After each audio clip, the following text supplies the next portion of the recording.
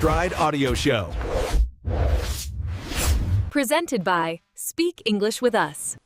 You know that moment when someone asks you something in English and you know the answer, you absolutely know it, but your mouth just does nothing?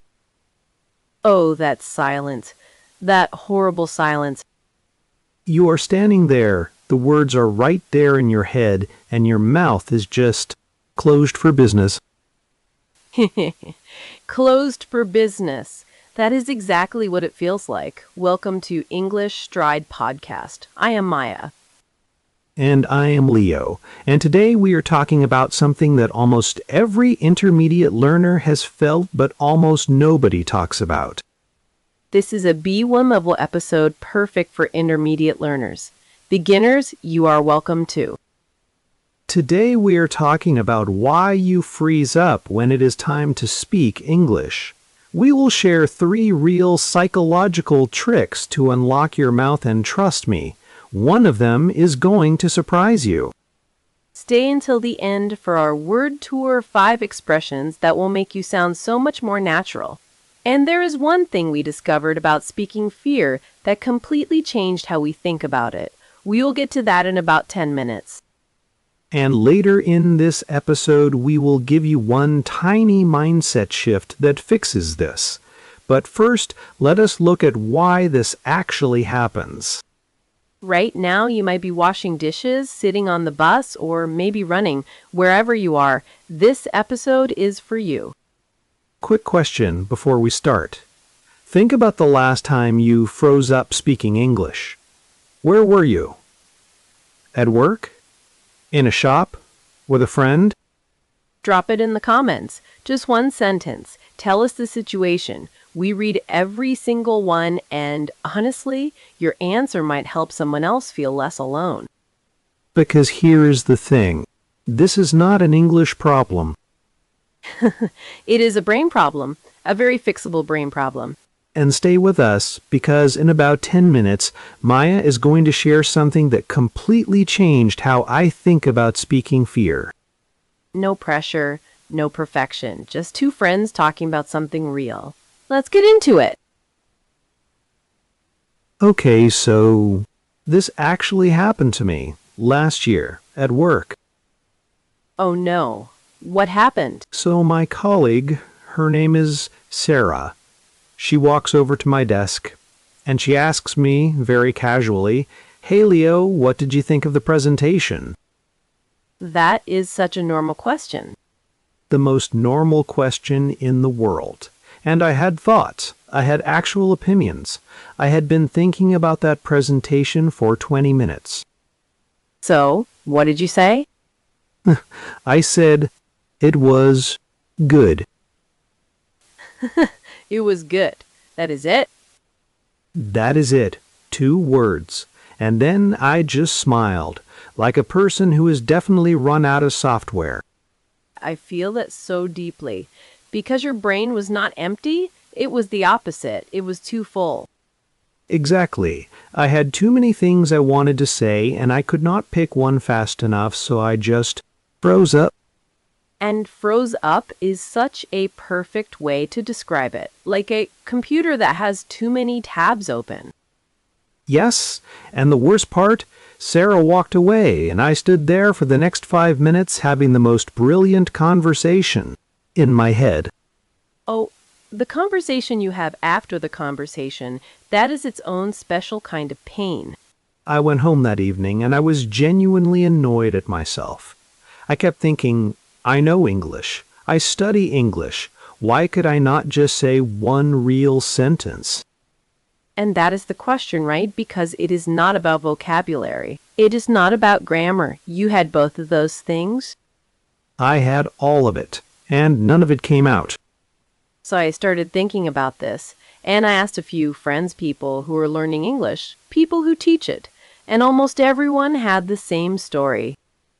Really? Different situation, same feeling. One friend told me she was at a coffee shop. The barista asked her a simple question, "Do you want room for milk?" And she just stared. For a coffee order. For a coffee order. She knew the word yes, She knew the word no. She just could not get there in time. So it is not just me, and it is not just people who are new to English. Not at all. I've met people with years of study behind them, people who can write a perfect email, read a whole novel, and they still freeze up the moment someone is looking at them. So what is actually happening? Like in the brain? Okay, so here's where it gets interesting. When you feel like someone is watching you, waiting for your answer, your brain goes into a kind of alert mode. Like a threat response? Exactly like that. Your brain thinks, this is a performance, and performances can go wrong.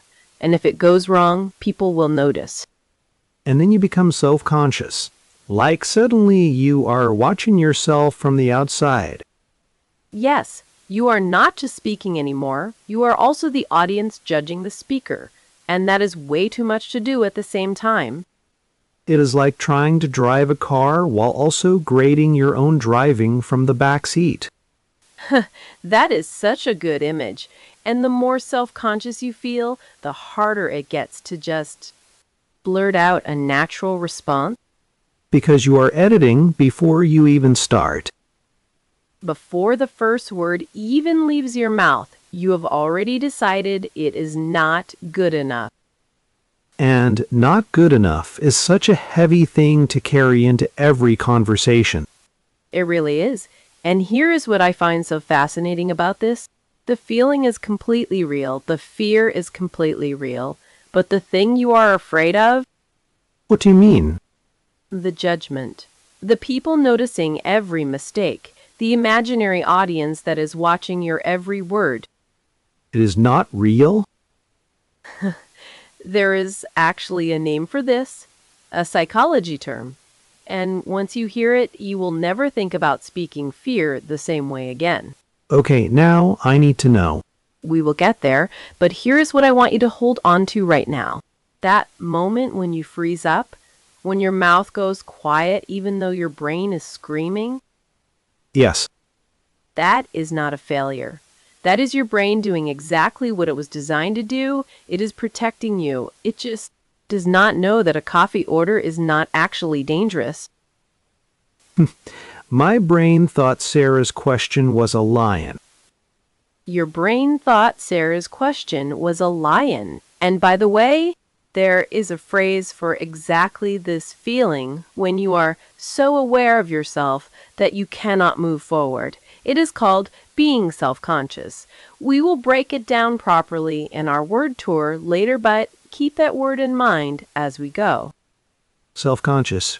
Yeah, that is exactly the word. And here is the thing. There's actually a name for the psychology behind why we feel this way. And once you know it, everything changes. That is coming up next. Okay, so you mentioned there is a name for this. The psychology behind why we freeze up. I have been waiting for this. So it is called the spotlight effect. The spotlight effect. The idea is this. We walk around feeling like there is a spotlight on us at all times. Like everyone in the room is watching, noticing, and remembering every single thing we do wrong.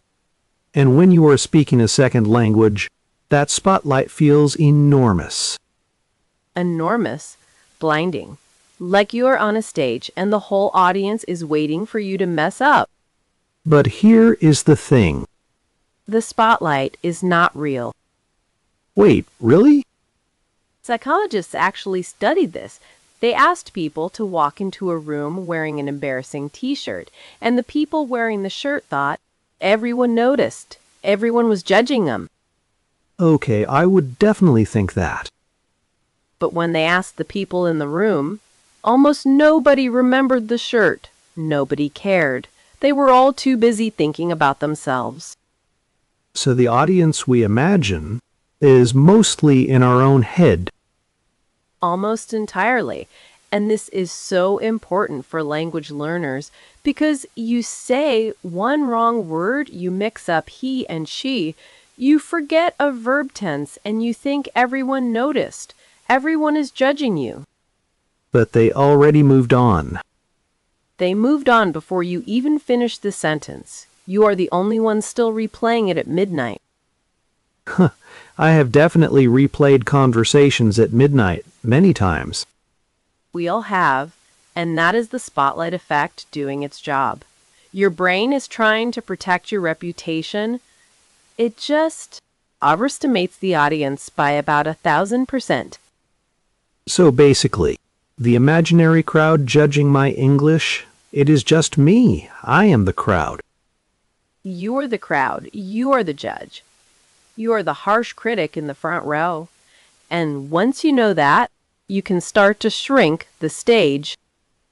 Okay, shrink the stage. Tell me more. So this is the first technique I actually tried myself. And it felt a little silly at first, but it works. Before you speak, you just pause for 1 second and say to yourself, Say what? nobody is judging me as hard as I judge myself. That is it? That is it. You are not trying to be confident. You are not trying to be perfect. You are just reminding your brain the audience is smaller than you think, way smaller. And that actually helps?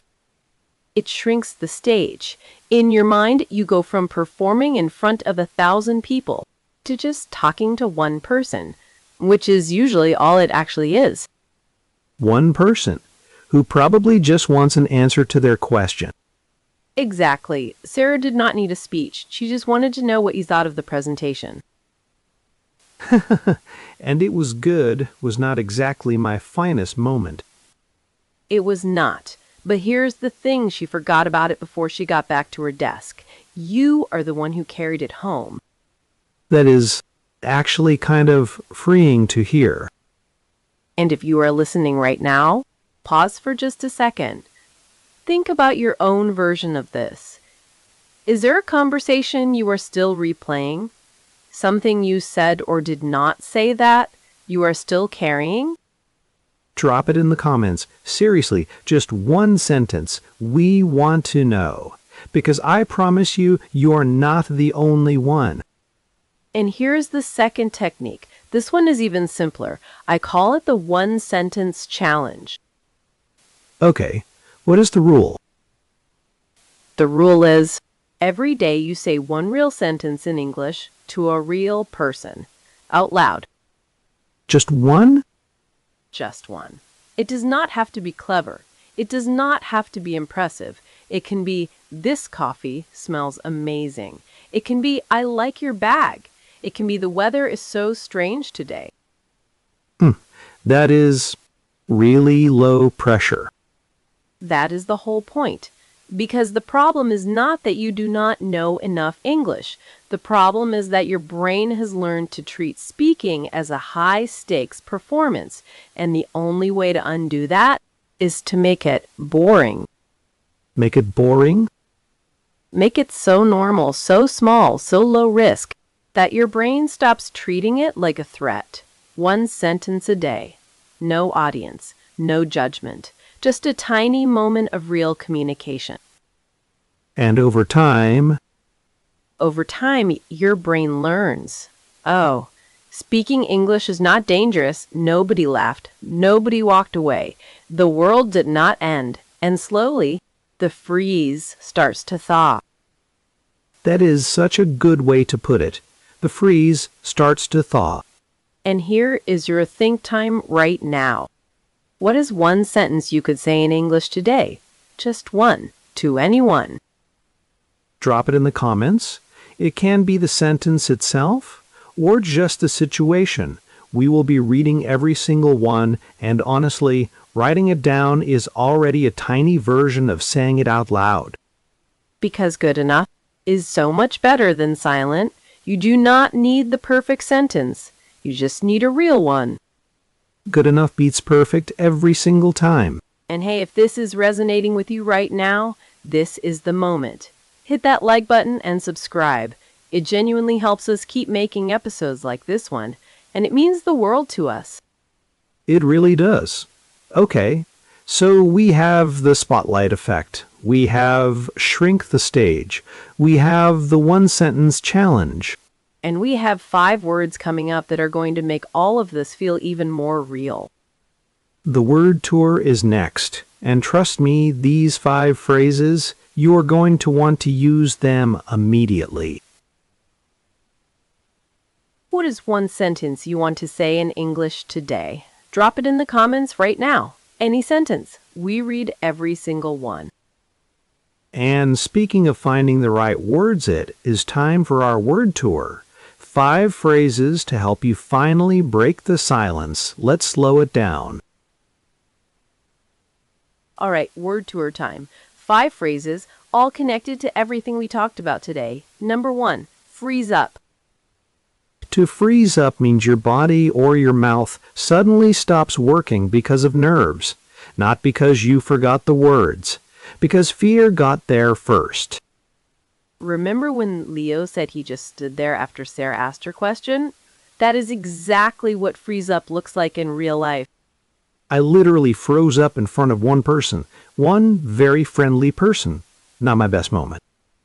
We're all very proud of you, Leo. Thank you. That means a lot. Say it with me.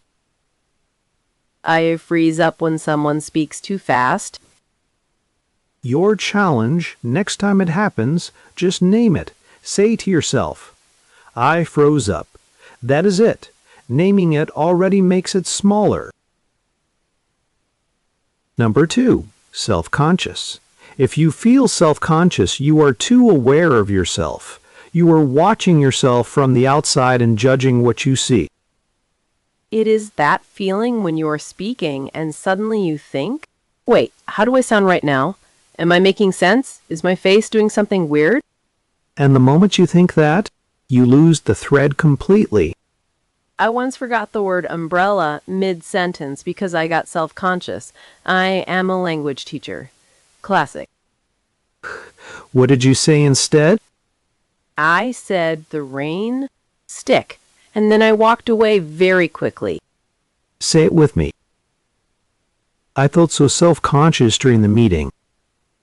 Your challenge. Catch yourself feeling self-conscious today and remind yourself the spotlight is smaller than you think. Number 3, blurt out.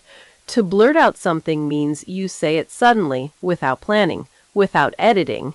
It just comes out. And here is the thing: blurting out is actually a skill. It means your brain trusted your mouth for 1 second. Sometimes the best thing you can say is the thing you blurt out before you have time to stop yourself. I blurt out things in my first language all the time. I just need to give myself permission to do it in English too. That is literally the whole lesson right there. Say it with me. She blurted out the answer before anyone else. Your challenge today, blurt out 1 sentence in English. Do not plan it. Just let it go. Number 4, break the ice. To break the ice means to say or do something that makes a situation feel more relaxed, especially when things feel a little awkward or quiet. And speaking English with someone new, that is basically the definition of an ice situation. The ice is everywhere. It is a full ice rink. But 1 small sentence, I love your coffee order, or is this your first time here, and suddenly the ice is gone. That 1 sentence does all the work. You do not need a speech. You just need to break the ice. This is basically your life story, Leo. You break the ice with everyone you meet. Do not call me out like that. Say it with me. He told a joke to break the ice. Your challenge. Find 1 icy moment today and break it. 1 sentence is enough. And number 5, good enough. This one is not just a phrase. It is a mindset. Good enough means acceptable, useful, real, even if it is not perfect. And for language learners, good enough is everything because perfect keeps you silent. Good enough gets you heard. Your sentence does not need to be beautiful. It needs to exist. I spent so long waiting to be fluent before I would speak, and fluency never came from waiting. It came from all the good enough moments adding up. Good enough is how you get to great, eventually. Say it with me. This is good enough. Let's go. Your challenge, the next time you want to stay silent because your English is not perfect. Say those 3 words to yourself. This is good enough. And then speak. Okay, so what did we actually learn today? We learned that freezing up is not an English problem. It is a brain problem, and brains can be retrained. The spotlight effect is real, but the spotlight is almost always smaller than we think. Nobody is watching as closely as we are watching ourselves. And the fix is not to become fearless. It is just to make speaking feel normal, one tiny sentence at a time. Good enough beats perfect every single time. So here's our question for you this week, and we genuinely want to know. Tell us in the comments, what is one situation where you always freeze up in English? A meeting, a phone call, ordering food, anything. We read every single one.